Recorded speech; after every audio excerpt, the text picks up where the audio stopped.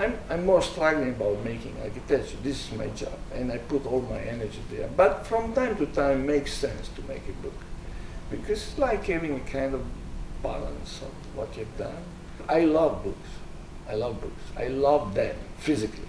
I mean, I touch them. I keep them. I enjoy. They give me the sense of security. Okay, I live among books. You know, it's useful to be considered, because of course then you have a very good opportunity to do good schemes.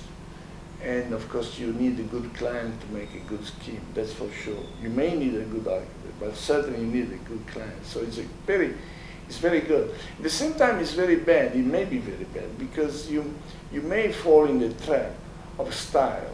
You know, it's when, because you're famous, you tend to do again the same thing. And in some way people ask you to do again the same thing.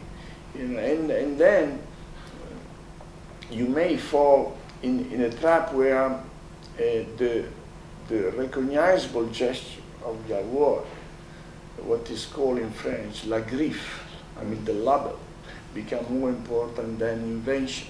I mean, freedom is a great thing, but the most difficult freedom to get is not in a relationship to other people, but is from yourself. I mean, you may fall in a kind of self-referential attitude, and this is very bad. So being famous is good, it's practically good for some reason, but it may be actually quite dangerous. I love lightness. That doesn't mean that I hate heaviness, but certainly for some reason that I don't understand exactly, I've been always very seduced by the idea of the lightness. And you know, when you look for lightness, you find transparency. When you look for transparency, you find lightness. I mean, lightness is the sister of transparency.